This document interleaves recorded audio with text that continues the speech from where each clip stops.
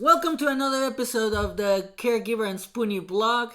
And you already know my name, Jordan Banderas. So, on today's episode, or on today's blog, I wanted to talk about one of the stories that I'm going to be sharing with you. And this one is kind of funny because, not funny, but this is when I got hit by a bus in Mexico. And a lot of people say, when I tell them the story, they're like, "You got hit by a bus?" I'm like, "Yes." And I've never been able to really tell the whole story because people don't believe it. But believe it, I got hit by a bus. So here's the deal with this story.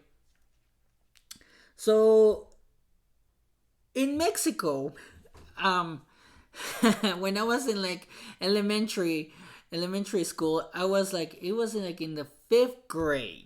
Yeah, fifth grade. For some reason, the state or the city or the government decided to do after school programs mandatory.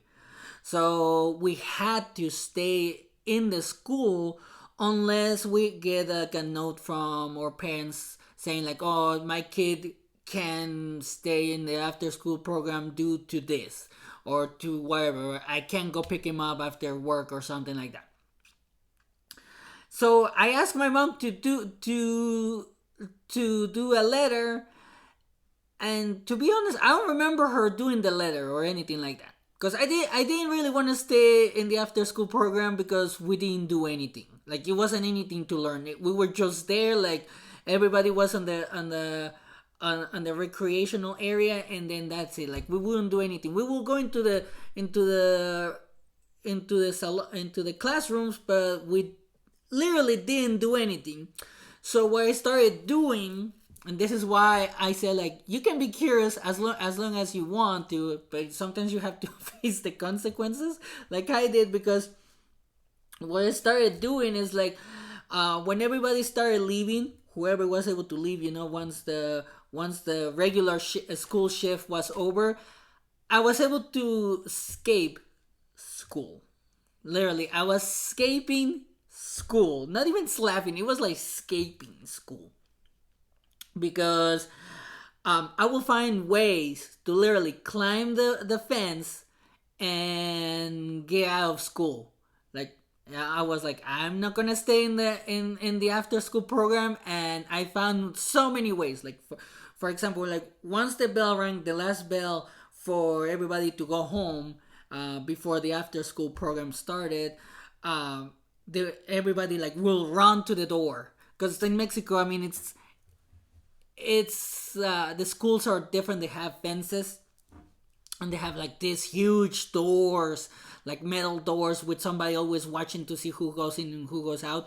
So anytime there was anytime kids will run outside, I will hide between them, and I will be able to get out. But not every time will work, because there were teachers paying attention to see who was trying to do that. So there were times that I will have to go out through the fence, to an alternate to.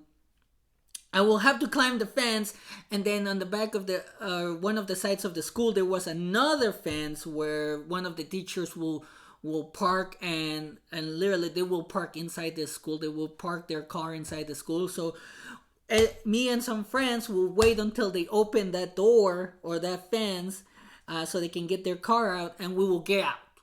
And I did it so many times. I did that so many times. I was getting cocky about it.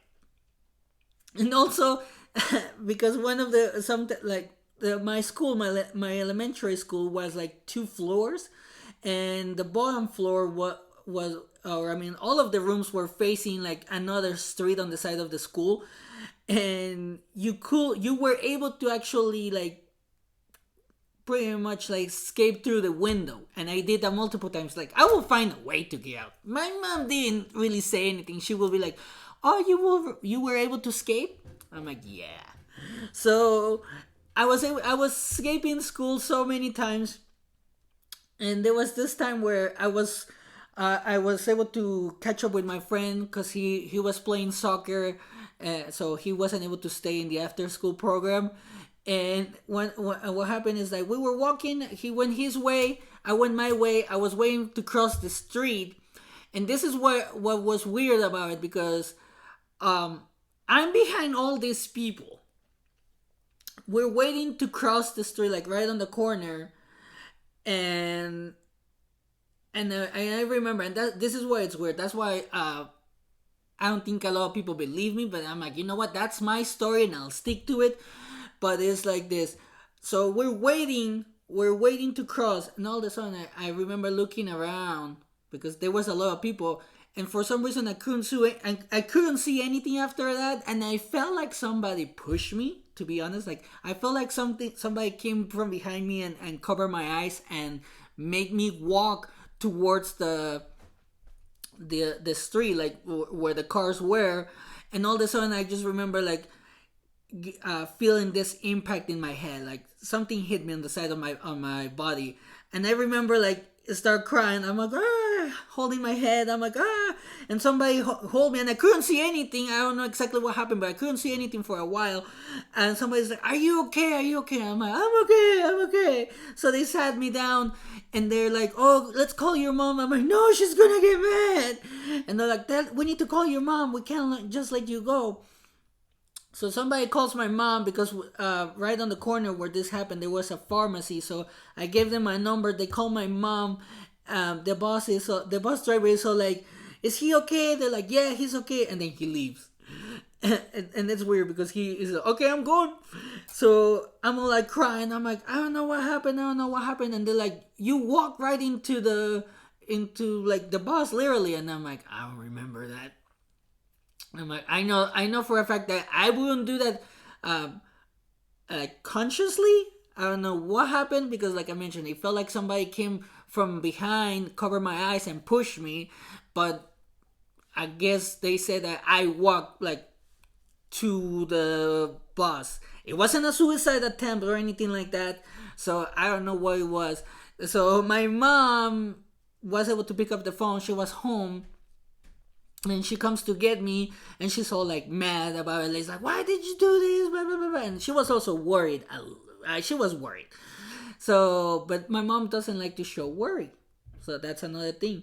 My mom doesn't like to show worry. So I felt bad, because I was like, I shouldn't have skipped school.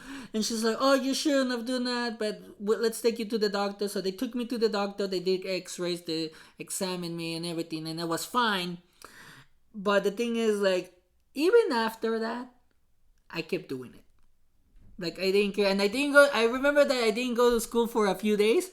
So when I was able to go back to school, I remember that one of my friends came over to me, and he's like, are you okay?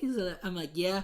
Why is that? Well, everybody kept saying that somebody got hit by a bus, but I didn't think it was going to be you. I'm like, why not? It's like, because you look smarter than that. And I'm like, dude, it's not like I walk like, I mean, I did according to people, but it's like, it's not like I did it on purpose. And they're like, oh, well, at least you're fine. And then to escape school, it was even harder after that, because instead of having like one or two teachers in the door, and or on the other side door where the teachers were parking their cars inside the school, they were having like like teachers like look out, and I'm like, gosh, like this is gonna be harder. So I'm like, I was like 8 or 9, no, like 10 years old. I got hit by a bus, and then instead of like, being scared, I'm all like, I'm gonna skip school again. And I did. Like, I was able to do it. I climbed the fence. I got out through the windows. I was able to escape to whenever in between everybody, like I was able to do it, but I wasn't scared. And the reason why I'm telling this story is because, for one, like I was talking on the previous episode, you have to forgive yourself. You have to forgive yourself, because I felt bad for making my mom feel upset, or for making my mom worry about me, because I did it to myself. Like, I escaped the school. I and then that happened, so I felt bad. But I was like, I'm not gonna stay in school, in the after school program, because I'm not learning anything. I'm literally wasting time. I could be doing something else. Back in the day, I was like playing the the Super Nintendo, the PlayStation. So that's what I wanted to do, and I was like, nobody's gonna stop me. So I keep skipping school. My mom, my mom was like, "Are you just gonna keep doing this?" And I'm like, "Yeah." So she's like, "Okay, well, just be careful."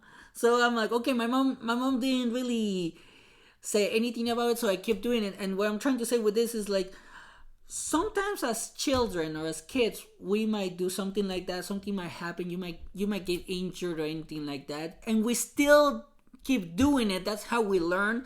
But as adults, if the same thing will happen, then we stop doing what we need to do to learn, or we stop doing what we want to do because we're afraid of getting injured, we're afraid of failure, we're afraid of so many things. So and one of the things that I realized recently is that when I was a kid, I didn't care. I was climbing trees and I was falling hard. I hurt my knee so bad. I hurt my back so bad when I was little. I hit my head so many times. And I didn't care. I just kept going. But as an adult, I hurt I hit my leg the other day with like something, I don't remember what, and then I'm like, oh, I'm all crying. I'm like, I'm not gonna work through there anymore. And then it was like, why would I stop doing something or that I want to do just because I hit myself with with something that I wasn't even expecting, to be there. So as an adult now, we have to almost act like children and not give up. Like, don't be scared of getting injured. Don't be scared of hurting. Don't be scared of failure. Don't be scared of anything, because our curiosity as children or as kids can help us a lot as an adult. That's pretty much what happens in a lot of situations. One of the things that I have read in a book, I think it was no, it wasn't a book. It was a video on YouTube, or I saw this video. I don't remember exactly where, but Jeff Bezos, his mom will just listen to him. He will be like, "Oh, mom, I learned about this, blah blah blah blah blah," like something, like she wouldn't understand, but she just will be like, "Uh huh, uh huh, uh huh, uh huh." And somebody asks the mom, is like, "Do you even understand what he's saying?" And the mom is like, "No, but he needs to he needs to understand that at least there's somebody out there to listen." And we need to do that as well to ourselves. We need to listen to ourselves, because you might have an idea. Like, for example, I had this idea about the podcast and the blog for a long time, but I didn't want to do it because I was scared of failing. I was scared of making a fool out of myself. But I had to look back at that time when I got hit by a bus and say, like, how come I wasn't scared after I got hit by a bus? I could have died. Yes, I could have died for sure. But I kept doing it. I kept escaping school, which I don't recommend. I don't recommend, especially here in the States. It's so much easier though. But I don't recommend it. And I was like, how come I was able to do that back then, but now I get scared? So I had to understand that kid that was escaping school was brave enough to not care about getting hurt, or about the teachers getting mad, or my mom getting mad for escaping school. I was brave enough back then, so I need to be brave enough now in order for me to follow my passions, for me to follow my ideas. And that's one of the things that happened. And another thing that I wanna share with you is, like, I wanted to share this story to tell you, like, some of the traumatic things that happened to me, because it turns out that was very traumatic. It came up in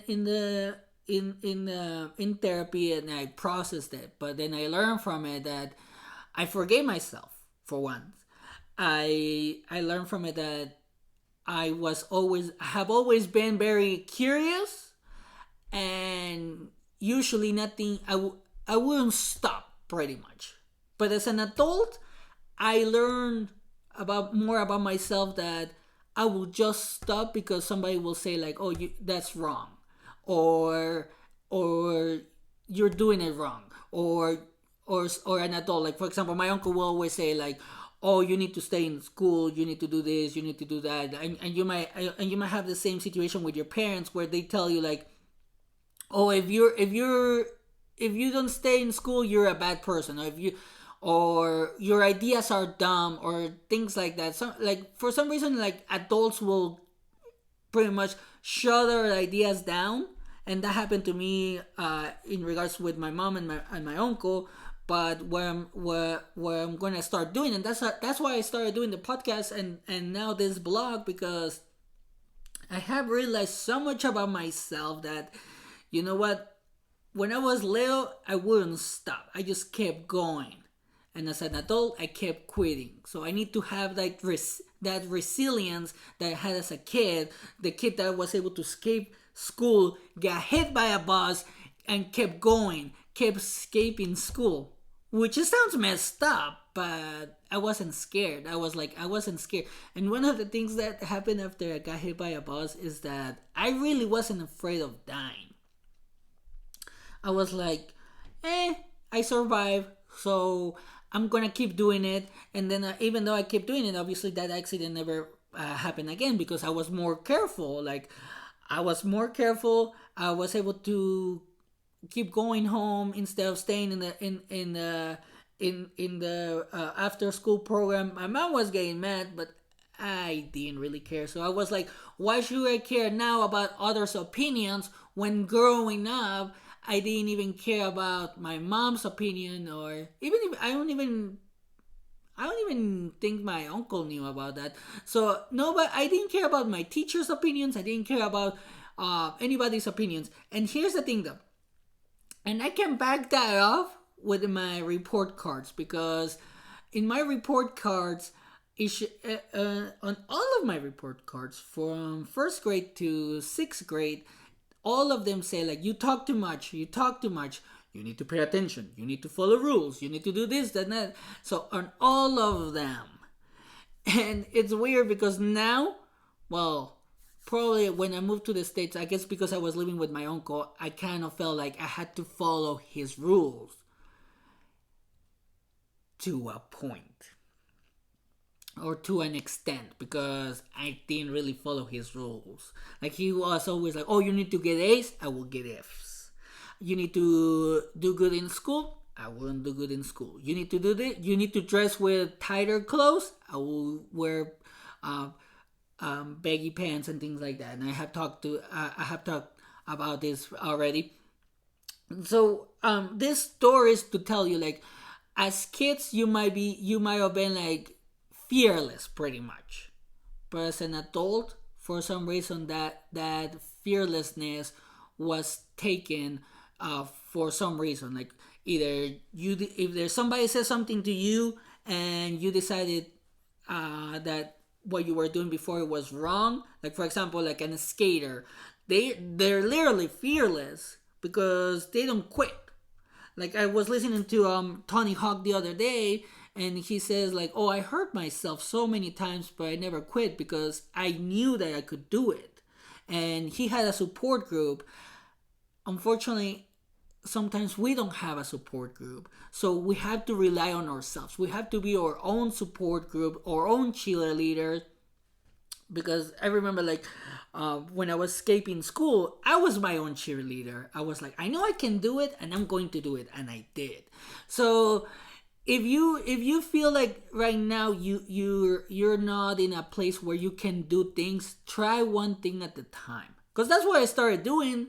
That's how I started the podcast. That's how I started this. I start one thing at a time. As long as you start, it doesn't have to be perfect. It doesn't have it is not your whatever you're trying to do. It's not gonna be perfect at the beginning. It's not gonna be the best. But as long as you try and then you see it from different perspectives, you're gonna be able to actually improve it. And that's what I've been doing in my situation. Like, I started the podcast. I know that I can get better, and I'm pretty much trying to get better. And I'm not trying. I am getting better because I listen to feedback. Now I started this blog because I want to tell you why um I'm doing this, so you can actually understand that if I can do it, you can do it. Well, that's it. That's it for today. I wanted to share that story with you guys. We're gonna get a little bit deeper into the stories that I have, and some of the stories are pretty hard. Like I mentioned in the previous episode, like they are pretty hard. And I just want to let you know that thank you for everything. Thank you for the support on the podcast, and everything. And like I said, and like I have said before, you can also send me an email, send me your feedback. I want to see how I can improve this, what you guys want me to talk about.